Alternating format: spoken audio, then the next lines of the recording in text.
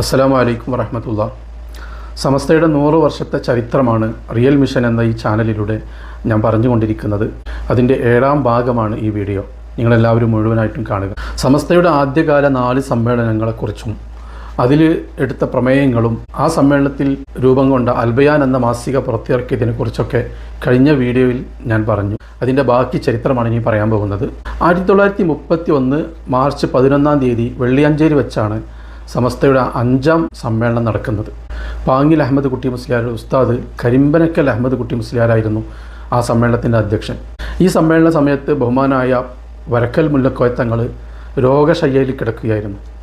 ഈ സമ്മേളനത്തിലേക്ക് വരുമ്പോൾ സമസ്തയുടെ നേതാക്കളൊക്കെ വരക്കൽ മുല്ലക്കോയ തങ്ങളെ സന്ദർശിച്ചതിന് ശേഷമാണ് സമ്മേളനത്തിലെത്തിയത്.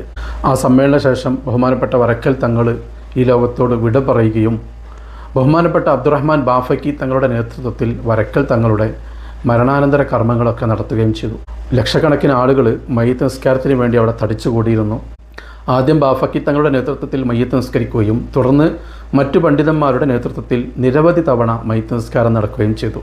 മഹാനവറുകളുടെ പൂർവികരുടെ ചാരത്ത് തന്നെയാണ് അദ്ദേഹം അന്ത്യവിശ്രമം കൊള്ളുന്നത്.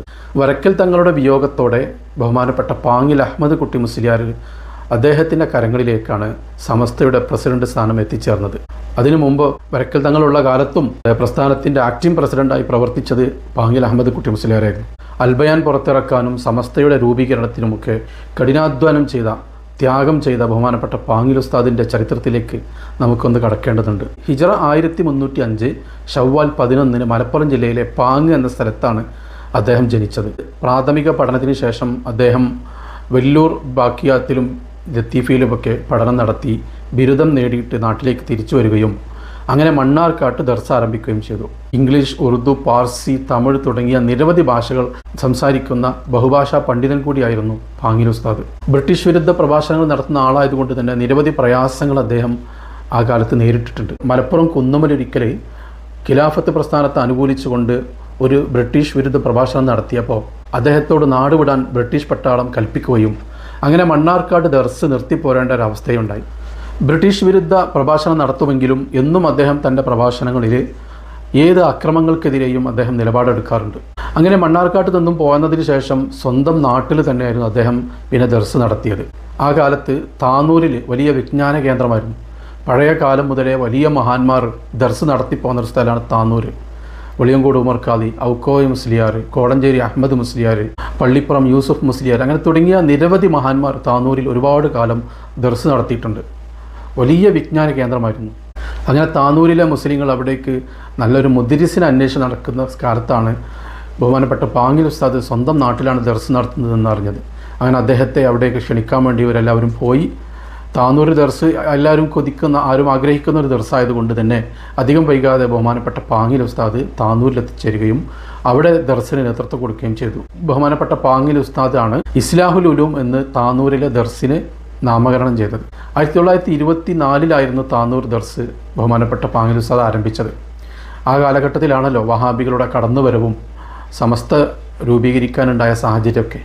അവിടെ ദർസ് നടത്തുമ്പോഴാണ് ബഹുമാനപ്പെട്ട പാങ്ങിൽ ഉസ്താദ് വളരെ കഠിനാധ്വാനം ചെയ്ത് കേരളമൊട്ടാകെ സഞ്ചരിച്ച് സമസ്ത രൂപീകരണത്തിന് മുന്നിൽ നിന്നതും അതോടൊപ്പം വഹാബികളുടെ പേടി സ്വപ്നമായി നിരവധി പ്രഭാഷണങ്ങൾ നടത്തിയതുമൊക്കെ താനൂരിൽ ദർസ് നടത്തുന്ന സമയത്താണ്. അദ്ദേഹം കേരളത്തിനകത്തും പുറത്തുമൊക്കെ യാത്ര ചെയ്ത് വഹാബികൾക്കെതിരെ ശക്തമായി ആഞ്ഞടിച്ചു.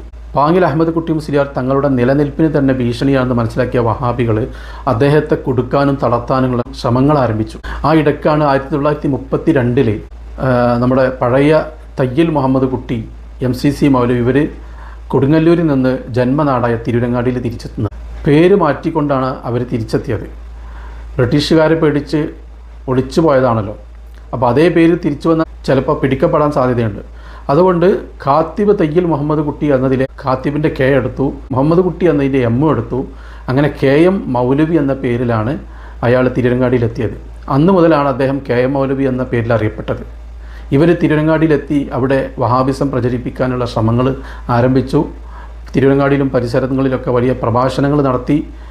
ചാലിലകത്തിൻ്റെ മരുമകനായതുകൊണ്ടും ചാലിലകത്ത് കുഞ്ഞാമദാജിയുടെ എഴുത്തുകാരനും പ്രധാനപ്പെട്ട ശിഷ്യനായതുകൊണ്ടൊക്കെ അയാൾക്ക് നല്ല സ്വാധീനം ഉണ്ടായിരുന്നു തിരങ്ങാടി പ്രദേശത്ത്. മാത്രമല്ല അയാൾ എഴുത്തിലും പ്രഭാഷണത്തിലൊക്കെ വലിയ നൈപുണ്യം നേടിയ ആളാണ്. അപ്പോൾ അയാളുടെ പ്രഭാഷണത്തിൽ മയങ്ങിക്കൊണ്ട് ഒരുപാട് ആളുകൾ ഈ വഹാബിസത്തിലേക്ക് ഒഴുകിയപ്പോൾ ബഹുമാനപ്പെട്ട പാങ്ങിൽ ഉസ്താദ് അതിന് ശക്തമായിട്ടുള്ള മറുപടി കൊടുക്കാൻ ഇടയ്ക്കിടയ്ക്ക് തിരൂരങ്ങാടിയിൽ എത്താറുണ്ടായിരുന്നു. അങ്ങനെ തിരൂരങ്ങാടിയിൽ ഇടയ്ക്കിടയ്ക്ക് പാങ്ങിൽ ഉസ്താദിൻ്റെ നേതൃത്വത്തിൽ വലിയ പ്രഭാഷണങ്ങൾ സംഘടിപ്പിച്ചു. അങ്ങനെ ഒരിക്കൽ തിരൂരങ്ങാടിയിൽ പ്രസംഗിക്കാനെത്തിയ പാങ്ങിൽ ഉസ്താദിനെ കൊടുക്കാൻ അവിടെയുള്ള വഹാബികൾ ഗൂഢ നീക്കങ്ങൾ ആരംഭിച്ചു. ഭരണാധികാരികളെയും പോലീസുകാരെയും ഒക്കെ തെറ്റിദ്ധരിപ്പിച്ചുകൊണ്ട് അദ്ദേഹത്തെ അറസ്റ്റ് ചെയ്യാനാണ് അവർ നീക്കങ്ങൾ നടത്തിയത്. അങ്ങനെ അദ്ദേഹം തിരൂരങ്ങാടിയിലെത്തിയപ്പോൾ ഏതോ ഭീകരവാദികളെ അറസ്റ്റ് ചെയ്യുന്നത് പോലെ പോലീസ് വളയുകയും അദ്ദേഹത്തെ ഡെപ്യൂട്ടി കളക്ടറുടെ നേതൃത്വത്തിൽ അറസ്റ്റ് ചെയ്ത് കൊണ്ടുപോവുകയും ചെയ്തു. എന്നാൽ തങ്ങളുടെ നേതാവും തങ്ങളുടെ ആവേശവുമായ പാങ്ങിൽ ഉസ്താദിനെ അറസ്റ്റ് ചെയ്തിട്ടുണ്ട് എന്ന വിവരം അറിഞ്ഞ തിരൂരങ്ങാടിയിലെയും പരിസരത്തെയും ജനങ്ങൾ എന്ത് ചെയ്തു, അവിടെ തടിച്ചുകൂടുകയും ഉദ്യോഗസ്ഥന്മാരോട് കാര്യങ്ങൾ ആവശ്യപ്പെടുകയും ചെയ്തു. അവിടെ വലിയ ജനം തടിച്ചുകൂടിയത് കണ്ട് അല്പം ഭീതിയോടെ തന്നെ ഡെപ്യൂട്ടി കളക്ടർ കാര്യങ്ങൾ പറഞ്ഞു. ഡെപ്യൂട്ടി കളക്ടറുടെ മറുപടി കേട്ട് ജനങ്ങൾ അന്തളിച്ചു പോയി. അപ്പോൾ തിരൂരങ്ങാടിക്കാർ ഒപ്പിട്ട് കൊടുത്ത ഒരു ഭീമ ഹർജിയുടെ പേരിലാണ് പാങ്ങിൽ ഉസ്താദിനെ അറസ്റ്റ് ചെയ്തിട്ടുള്ളത്. ആ പരാതിയുടെ ഉള്ളടക്കം ഇങ്ങനെ വായിക്കാം. എം.എ. ഉസ്താദ് എഴുതിയ പുസ്തകത്തിൻ്റെ 173-ാമത്തെ പേജിലാണ്. ഡെപ്യൂട്ടി കളക്ടറുടെ മറുപടി കേട്ട് ജനം അന്തം വിട്ടുപോയി. തിരൂരങ്ങാടിക്കാർ ഒപ്പിട്ട ഒരു ഭീമ ഹർജി തങ്ങൾക്ക് കിട്ടിയിട്ടുണ്ടെന്ന് ആ ഉദ്യോഗസ്ഥർ പറഞ്ഞു. അതിൻ്റെ ഉള്ളടക്കം ഇങ്ങനെയാണ്: പാങ്ങിൽ അഹമ്മദ് കുട്ടി മുസ്ലിയാർ മലബാർ ലഹളയ്ക്കു നേതൃത്വം കൊടുത്ത ആളാണ്. വീണ്ടും അത്തരമൊരു പ്രവർത്തനത്തിന് നിഗൂഢ ശ്രമം നടത്തുന്നുണ്ട്. അതിനായി ഒരു പണ്ഡിത സംഘടനയ്ക്ക് രൂപം കൊടുത്തിട്ടുണ്ട്. അദ്ദേഹത്തെ സ്വൈരവിഹാരത്തിന് അനുവദിച്ചാൽ ഹിന്ദു മുസ്ലിം ലഹളയ്ക്കു അത് കാരണമാകുമെന്നും അതിനാൽ അദ്ദേഹത്തെ അതിവേഗം ജില്ലയിൽ നിന്ന് മാറ്റി അയക്കാൻ കൽപ്പിക്കണമെന്നും പരാതിയിൽ പറഞ്ഞിരുന്നു. പെറ്റീഷനിൽ ഒപ്പിട്ട ആളുകളെ വിളിച്ച് അന്വേഷിച്ച ശേഷം വേണ്ടത് ചെയ്യാമെന്ന് തടിച്ചുകൂടിയ ആളുകളോട് ഉദ്യോഗസ്ഥർ പറഞ്ഞു. അതായത് ഇത് പെറ്റീഷനിൽ പറഞ്ഞ കാര്യങ്ങളൊക്കെ വായിച്ച ശേഷം അവിടെ തടിച്ചുകൂടിയ ആളുകളോട് കളക്ടർ പറഞ്ഞു, പെറ്റീഷനിൽ ഒപ്പിട്ട ആളുകളെ വിളിച്ചിട്ട് കാര്യങ്ങൾ അന്വേഷിച്ചിട്ട് മറുപടി പറയാമെന്ന്. അങ്ങനെ അവിടെ വെച്ച് തന്നെ ഈ ആളുകളെ വിളിച്ച് അന്വേഷിച്ചു. അവരെ വിളിച്ച് വരുത്തി അന്വേഷിച്ചപ്പോഴാണ് കാര്യം മനസ്സിലായത്, ഇവരെയൊക്കെ അവിടെയുള്ള വഹാബികൾ കബളിപ്പിച്ചിരിക്കുകയാണെന്നുള്ളത്. അവർ മറുപടി പറഞ്ഞത് ഇപ്രകാരമായിരുന്നു: ബഹുമാനപ്പെട്ട കുത്തുബുസ്സമാൻ മമ്പുറം സയ്യിദ് അലവി തങ്ങളുടെ മക്ബറ സ്ഥിതി ചെയ്യുന്ന മമ്പുറത്ത് ധാരാളം ആളുകൾ സിയാറത്തിന് വന്നുകൊണ്ടിരിക്കുന്ന സ്ഥലമാണ്. അതിനാൽ മമ്പുറം പുഴയ്ക്ക് അടിയന്തിരമായി ഒരു പാലം കെട്ടിത്തരണമെന്ന് അപേക്ഷിച്ചു കൊണ്ടുള്ള ഹർജിയാണ് എന്ന് പറഞ്ഞുകൊണ്ടാണ് ഇവരെ കൊണ്ട് ഒപ്പിടിച്ചത്. ആ ഹർജിയിലാണ് ഞങ്ങൾ ഒപ്പിട്ട് കൊടുത്തിട്ടുള്ളത്. താങ്കൾ പറയുന്നത് പോലുള്ള ഒരു ആവശ്യത്തിന് ഞങ്ങൾ ആരും ഒപ്പിട്ട് കൊടുത്തിട്ടില്ല. മാത്രമല്ല, ഞങ്ങളുടെ നേതാവ് പാങ്ങിൽ അഹമ്മദ് കുട്ടി മുസ്ലിയാരുടെ പേരിൽ വല്ല നടപടിയും ഉണ്ടായാൽ അത് തടയാൻ ഞങ്ങൾ ജീവാർപ്പണം നടത്താൻ വരെ സന്നദ്ധരാണ്. ഇത് ഈ ഒപ്പിട്ട് കൊടുത്ത ആളുകൾ പറഞ്ഞതാട്ടോ. മമ്പുറത്ത് ഒരു പാലം നിർമ്മിക്കാനെന്ന വ്യാജേനയാണ് ഞങ്ങൾ ഒപ്പിട്ട് കൊടുത്തത്.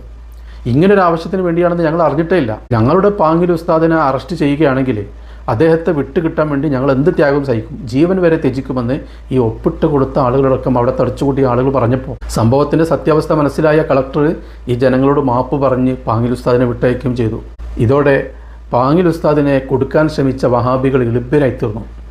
ഇനിയുണ്ട് ഇതുപോലത്തെ സംഭവങ്ങൾ. ഇത് വഹാബികളുടെ എന്നുമുള്ളൊരു കളിയാണ്. സമസ്ത ആരംഭിച്ച കാലം മുതലേ അതിൻ്റെ സ്ഥാപക നേതാക്കളെയും അതിൽ പ്രവർത്തിക്കുന്ന നേതാക്കന്മാരെയൊക്കെ കൊടുക്കാൻ നിരന്തര ശ്രമങ്ങൾ നടത്തും. ഈ 1989 പിളർപ്പും അതിൻ്റെ ഭാഗമാണ്. എ.പി. ഉസ്താദ് കരഞ്ഞുകൊണ്ട് പറഞ്ഞ കാര്യങ്ങളൊക്കെ വസ്തുതയാണ്. ഈ ബാഹ്യശക്തികൾ ആരാണ്? ഈ വഹാബികൾ തന്നെയാണ്. ഏതായാലും പാങ്ങിൽ ഉസ്താദിനെ കൊടുക്കാൻ ശ്രമിച്ച മറ്റൊരു സംഭവം കൂടി പറയാം.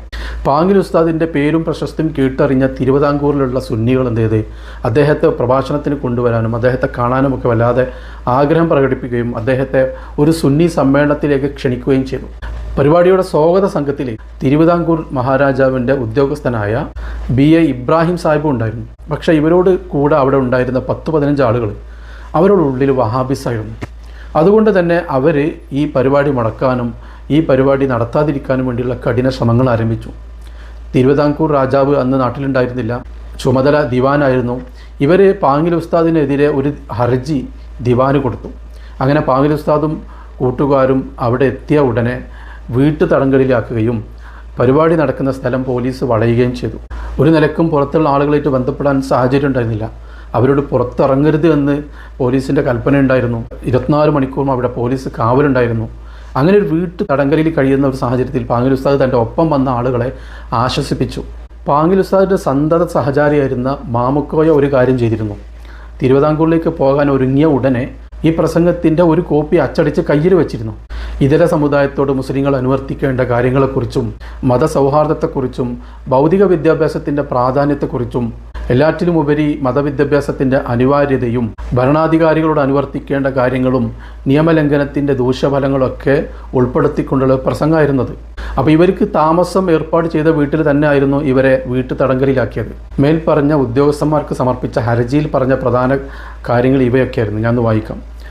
പാങ്ങും കൂട്ടുകാരും രാജാവിനെയും ഭരണകർത്താക്കളെയും എതിർക്കുന്നവരാണ്.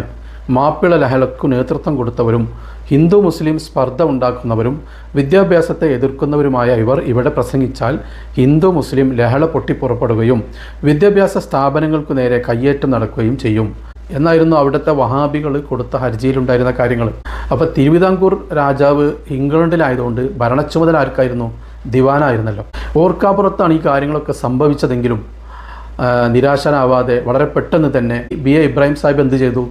പണ്ഡിതന്മാർക്കെതിരിൽ ഇവർ കൊടുത്ത ഹർജി വിചാരണയ്ക്ക് വെക്കാൻ ദിവാനോട് ആവശ്യപ്പെട്ടു. അത് ഫലിക്കുകയും ചെയ്തു. അങ്ങനെ കേസ് കോടതിയിലെത്തി. ഈ പാങ്ങിൽ ഉസ്താദിൻ്റെ സന്തത സഹചാരിയായ മാമുക്കോയായിരുന്നു ഇവരുടെ വാദത്തിന് വേണ്ടി കോടതിയിൽ ഹാജരായത്. മാമുക്കോയ നന്നായിട്ട് ഇംഗ്ലീഷ് സംസാരിക്കുന്ന ആളാണ്. അദ്ദേഹം ഇംഗ്ലീഷിൽ തന്നെ കോടതിയിൽ ജഡ്ജിയോട് പറഞ്ഞു. ഹർജി വായിച്ചതിന് ശേഷം ജഡ്ജി മാമുക്കോയോട് ആവശ്യപ്പെട്ടു, ഇതിന് നിങ്ങൾക്ക് എന്തെങ്കിലും പറയാനുണ്ടോന്ന്. അദ്ദേഹം ഇംഗ്ലീഷിൽ തന്നെ ജഡ്ജിയോട് പറഞ്ഞു, ഞങ്ങളിവിടെ പ്രസംഗിക്കാൻ ഉദ്ദേശിച്ചത് കോഴിക്കോട് നിന്ന് അച്ചടിച്ചു കൊണ്ടുവന്ന ഈ പ്രസംഗമാണ്. ഇത് ബഹുമാനപ്പെട്ട കോടതി വായിക്കണം. ഇതിൽ കവിഞ്ഞ് ഞങ്ങൾക്കൊന്നും പറയാനില്ല. അങ്ങനെ കോടതി ഈ പ്രസംഗം വായിച്ച ശേഷം കോടതിയോട് ജഡ്ജി വീണ്ടും ചോദിച്ചു, ഇവിടെ ഈ പരിപാടിയിൽ പങ്കെടുക്കുന്ന പണ്ഡിതന്മാരൊക്കെ വിദ്യാഭ്യാസത്തിനെതിരാണെന്ന് ചോദിച്ചു. മാമുക്കോയ ഇംഗ്ലീഷിൽ തന്നെ മറുപടി പറഞ്ഞു, ഇവിടെ പങ്കെടുത്ത പണ്ഡിതന്മാരിൽ പ്രധാനി എൻ്റെ നേതാവായ പാങ്ങിൽ അഹമ്മദ് കുട്ടി മുസ്ലിയാരാണ്. ഒരു മുസൽമാൻ എന്ന നിലയ്ക്ക് അദ്ദേഹത്തിൻ്റെ ആജ്ഞ കൃത്യമായി അനുസരിക്കുകയും അദ്ദേഹത്തിൻ്റെ നിർദ്ദേശങ്ങളൊക്കെ ശിരസാ വായിക്കുകയും ചെയ്യുന്ന ആളാണ് ഞാൻ. ഇംഗ്ലീഷ് പഠിക്കരുതെന്ന് ആജ്ഞാപിക്കുന്ന ആളാണ് അദ്ദേഹമെങ്കിൽ ഞാനിപ്പോൾ അങ്ങയോട് ഇംഗ്ലീഷ് സംസാരിക്കില്ലല്ലോ. ഞാൻ ഒരിക്കലും ഇംഗ്ലീഷ് പഠിക്കാൻ സാധ്യതയില്ലല്ലോ. അദ്ദേഹത്തിൻ്റെ സന്തത സഹചാരിയായി ഞാൻ ഇംഗ്ലീഷ് ഇത്രത്തോളം സംസാരിക്കുന്നുണ്ടെങ്കിൽ അതിനർത്ഥം അദ്ദേഹം ഇംഗ്ലീഷ് വിരോധിയല്ല, വിദ്യാഭ്യാസത്തിനെതിരല്ല എന്നല്ല അതിനർത്ഥം എന്ന് ജഡ്ജിയോട് ചോദിച്ചു. ഇത്രയും കേട്ടപ്പോൾ ജഡ്ജി ആഹ്ലാദത്തോടെ വെരി ഗുഡ് എന്ന് വിളിച്ചു പറഞ്ഞു. അങ്ങനെ കോടതി ഇവരെ വെറുതെ വിടുകയും ഇങ്ങനെ വിധി പ്രസ്താവന നടത്തുകയും ചെയ്തു. ആ വിധി ഒന്ന് നോക്കാം. പാങ്ങിൽ അഹമ്മദ് കുട്ടി മുസ്ലിയാരുടെയും കൂട്ടുകാരുടെയും പേരിൽ ഇവിടെ സമർപ്പിക്കപ്പെട്ട ആരോപണം കഴമ്പില്ലാത്തതും തള്ളപ്പെടേണ്ടതുമാണെന്ന് കോടതിക്ക് ബോധ്യപ്പെട്ടിരിക്കുന്നു. അതിനാൽ ഹർജി തള്ളുകയും മുസ്ലിയാർക്കും പാർട്ടിക്കുമെതിരിൽ നടത്തിയ കൽപ്പന റദ്ദാക്കുകയും അവർക്ക് സമ്മേളനം നടത്താൻ അനുവാദം നൽകുകയും ചെയ്തിരിക്കുന്നു. കൂടാതെ മുസ്ലിയാർക്കും പാർട്ടിക്കും സമ്മേളനം നടത്താനുള്ള എല്ലാവിധ സംരക്ഷണവും നൽകണമെന്നും കൽപ്പിക്കുകയും ചെയ്യുന്നു. ഇതോടൊപ്പം ഹർജിക്കാരായ 16 പേർ സമ്മേളന സ്ഥലത്ത് പ്രവേശിക്കാനോ സമ്മേളനം കഴിയുന്നതുവരെ പരസ്പരം സംസാരിക്കാനോ പാടില്ലെന്ന് ഉത്തരവ് പുറപ്പെടുവിക്കുന്നു. നവീനവാദികളുടെ സർവ്വ കുതന്ത്രങ്ങളും പരാജയപ്പെടുത്തിക്കൊണ്ട് കോടതി വിധി വന്നതോടെ അവിടെയുള്ള സുന്നികൾ ആഹ്ലാദഭരിതരായി വളരെ സന്തോഷപൂർവ്വം ആ സമ്മേളനം പൂർത്തിയാക്കുകയും ചെയ്തു. ആ സമ്മേളനത്തോടെ വഹാബികളുടെ തനി നിറമാണ് കേരളീയ മുസ്ലിങ്ങളുടെ മുമ്പിൽ തുറന്നു കാണിക്കപ്പെട്ടത്. ഏതായാലും ഇൻഷാ അല്ലാഹ് ബഹുമാനപ്പെട്ട പാങ്ങിൽ ഉസ്താദിനെ കുറിച്ച് ഇനിയും ഒരുപാട് പറയാനുണ്ട്. ഇൻഷാ അല്ലാഹ് അടുത്ത വീഡിയോയിൽ ബാക്കിയൊക്കെ പറയാം. വീഡിയോ നിങ്ങളെല്ലാവരും ഷെയർ ചെയ്യണം, സബ്സ്ക്രൈബ് ചെയ്യണമെന്ന് മാത്രം പറഞ്ഞുകൊണ്ട് അവസാനിപ്പിക്കുന്നു. അസ്സലാമു അലൈക്കും വറഹ്മത്തുള്ളാഹി.